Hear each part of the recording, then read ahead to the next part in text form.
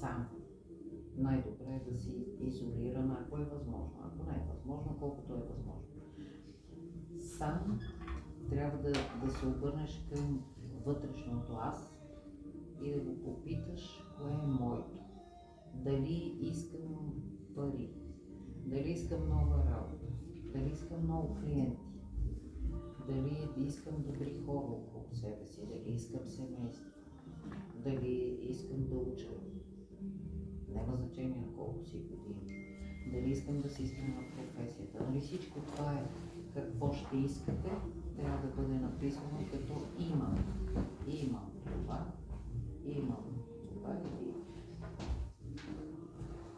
правя ето сега за това.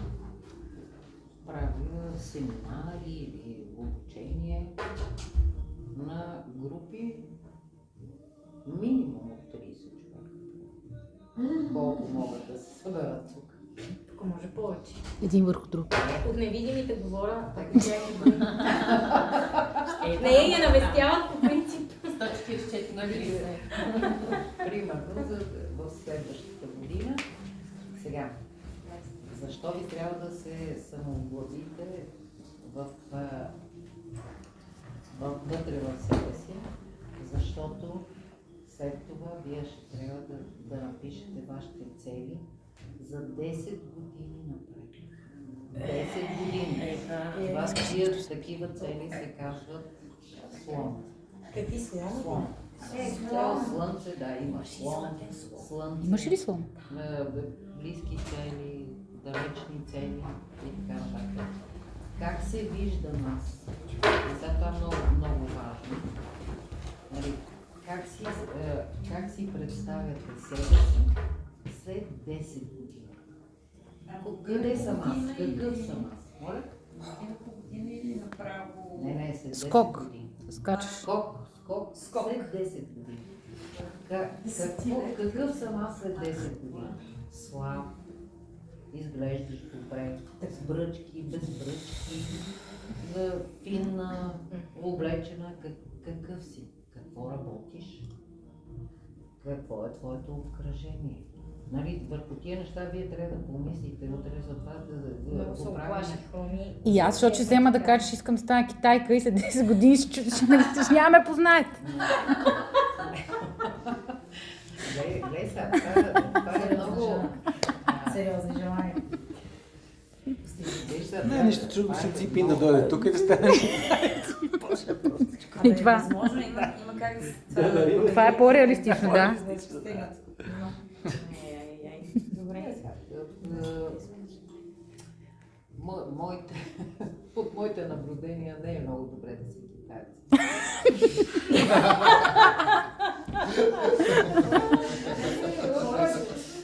Не е много добре да си китаец. Тя работи с китайци.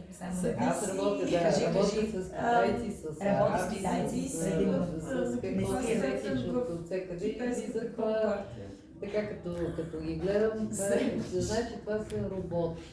Биороботи, това не знам, това е нищо друго, освен работа и пари не ги вълнува. У мене това не е. Не, че да, съм покрай тех, той е същото и с мен. Няма какво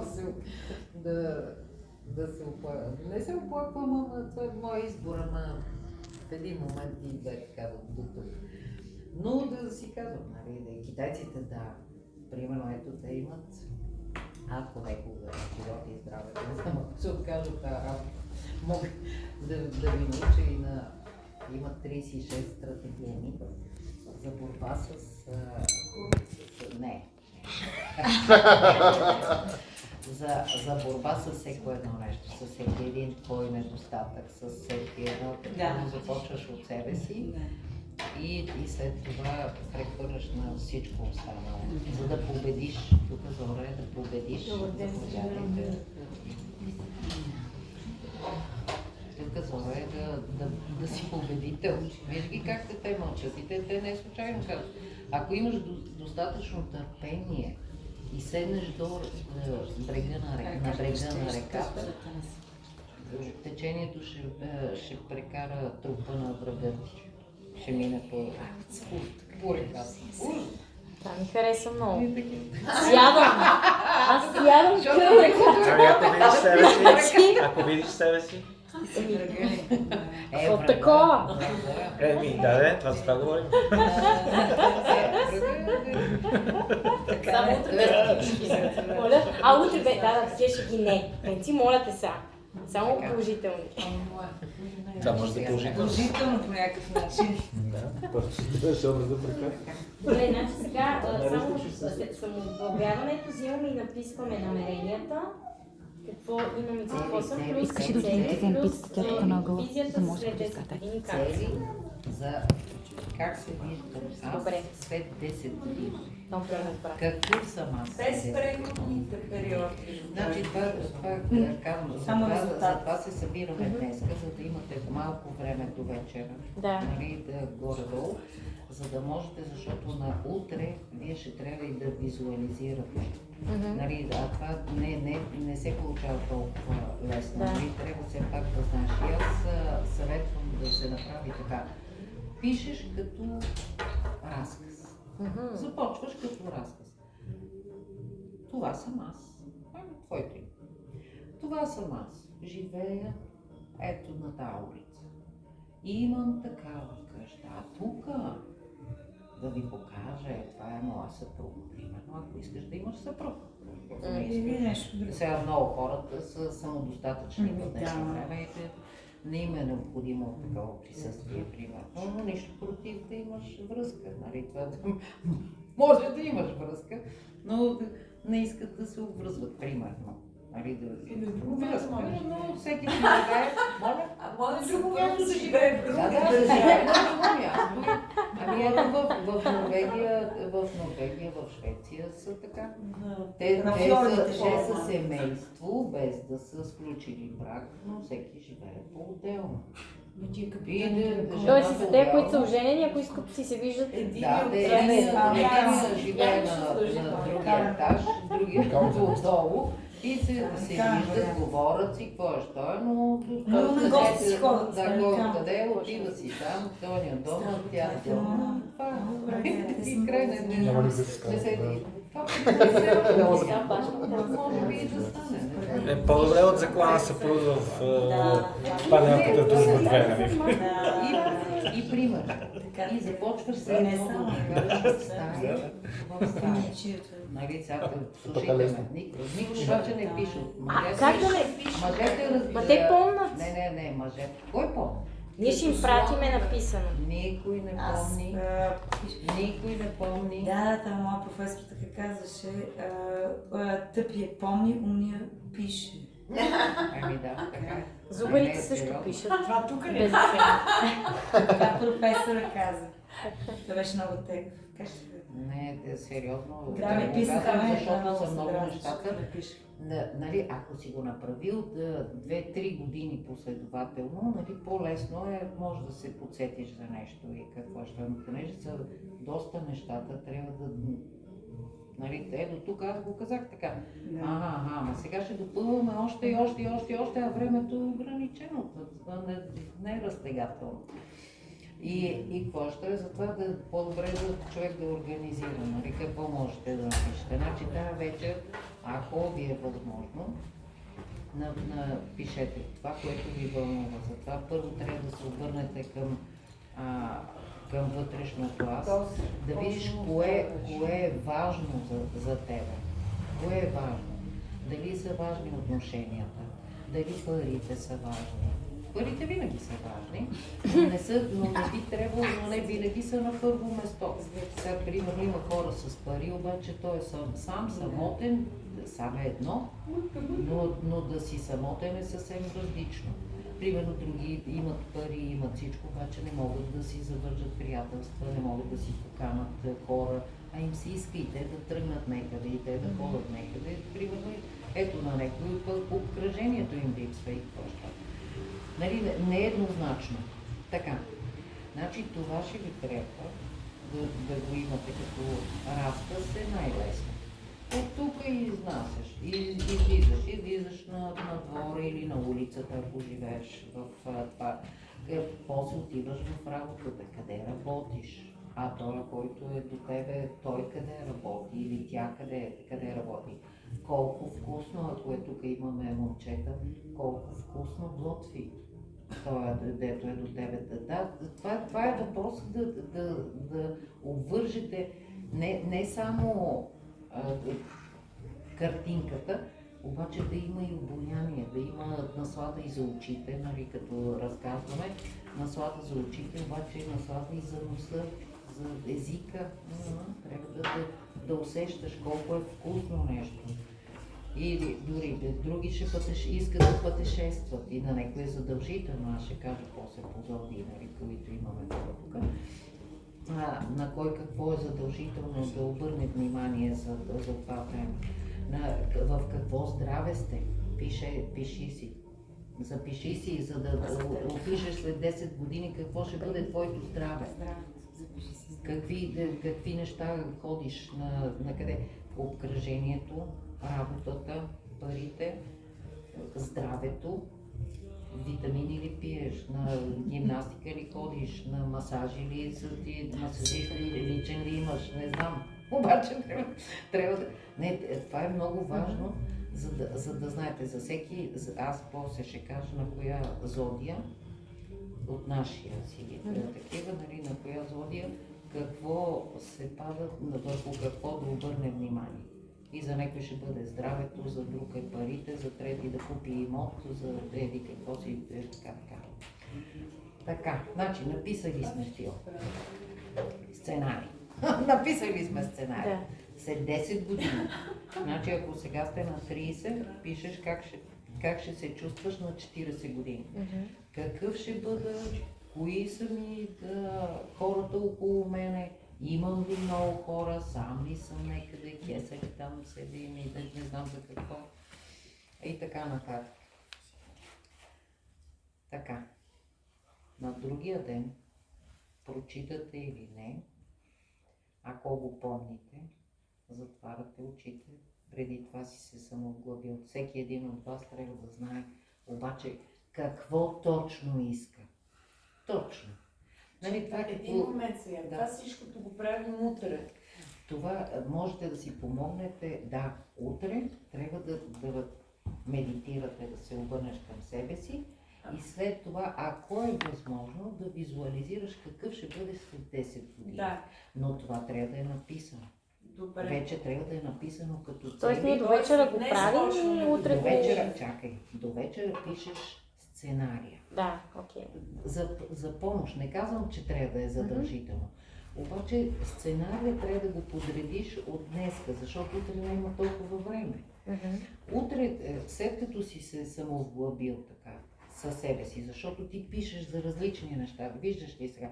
Аз писах, може да пишеш къде обикаляш, до къде са стигнали децата ти след 10 години, къде учат, какво е. Това много неща. Ако ти имаш по-голямо семейство, ти ще трябва да напишеш къде живее детето ти, с какъв родител е. Може да не е със собствения родител. Има хора, дето нямат сега за момента друг родител и какво ще. Майка ти, баща ти, къде са, здрави ли са? Нуждаят ли се от помощ, ти ли ще им помагаш? Най-добре е да са здрави. Обаче всички тия неща, нали, като обхванете цялата, това не е работа за 3 минути. Дори да искаш да ги напишеш, да, има, примерно има такова упражнение за 1 минута, да напишеш, или беше за половин час, 100 желания за половин час. 100 желания. И обикновено да правиш го, обаче това не са желания, са някакви древни неща от ежедневието. И много трудно се прави за половин час, но това е тест. Така. Тук нямаме, не е необходимо да имаме тест, не е необходимо. Всичко трябва да го правите така, колкото е възможно, да се отпуснете седно като Венера, да сте за земята, айде, така да го кажа, да легнеш, да седнеш на удобен стол вкъщи и какво. И ако друго не ти се пише, виждам, че тук большинството не пишат, но ако можеш, визуализирай и на другия ден го повтори. Обаче трябва да обхванеш всичките тия парченца от твоя пъзел. Пъзела на всеки един е сега, тук и сега. Нали, това са две думи, които са просто невероятни. Тук и сега. И така, направили сме тия неща. Седаме утре и вече пишеме 10 цели. 10 цели утре. Тази вечер пишеме сценария. Който пише, който си представя, който иска, кой не иска, ще чака до година, а може да няма до година. Следващия път ще бъде след 12 години, толкова силен ден. Такъв ден има всяка година, трети след новолунието в такива в май. Всяка година е, но не всяка година става и няма такава енергия мощна, както тая година. Нали, няма. Това са редки години и затова аз настоях, нали, настоях да дойда и пожелах вие да дойдете некои си, нали, тя да ги покани и аз да мога да ви разкажа, защото това наистина работи и това се сбъдва и се случва и всичко в този ден се умножава. Всичко, това и да искате. И саможертвата в този ден, да простиш на някой. Вижте, прошка на всеки. Така мислене пред себе си. Си кажеш, прошка на всеки един. Обидил те някой, майка, баща и какво ще е. Никой не ги избира. Никой нищо не избира. Не можеш да избереш нито името си, не можеш да избереш родителите, не можеш да избереш града, в който живееш, улицата, в която живееш, къщата, в която живееш, апартамента, комшиите, нищо не можеш. Не можеш да избереш. Ние нямаме. Нали, има такива правила, особено нали, еврейските кабала, казват, ти имаш право на свободен избор. Нямаш. Ние не съществуваме. Според кабала, ние не съществуваме. Ние сме холограма. Света, който ние сега виждаме, е някакъв измислен такъв холограма и за всеки един от нас вижда по различен начин. Нямаме. Това може и наистина да ни занема. Значи, макро ми надявам се утре, не знам дали това ти ще си помислиш и това ще се умножи, но...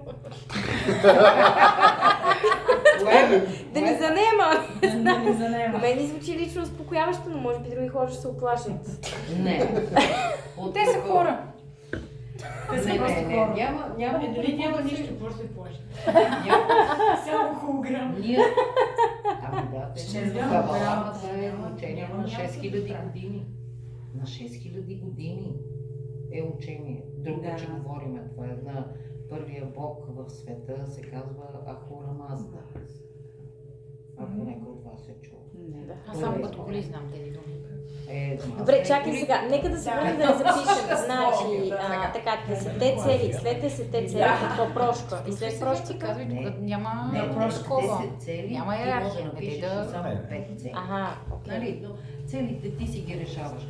Но целите са на база, какъв ще бъде сценария. 10 години. Добре, окей. Значи до тогава, ако това не са цели, целеполагането е след това всичко това, което си написал.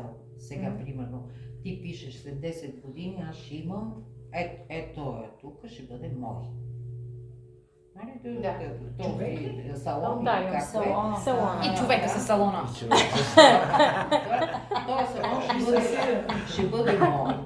За да стане цел, нали, това няма как да стане утре. За да стане цел, нали, ние ви казах за вектора, малко ще го изместиме в тая година и след 10 години това нещо ще се случи. Нали, ако тук е вектора, след 10 години ние ще имаме отклонение на кармата, на съдбата нашата и нищо чудно това да бъде твое. Обаче, за да стане цел, не е достатъчно само да го напишеш. Това е голяма цел. Нали? Не е по силата на всеки един от нас. Да, от тук присъстващите може някой да може да си го позволи.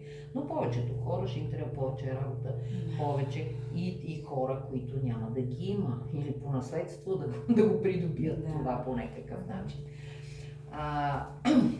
И за това, за да стане цел, ти след това трябва да извадиш. Затова ви казвам да го напишете на тетрадка поне или някакви 3 листа или 5 листа, да ги направите като тетрадка, за да можеш утре да се върнеш.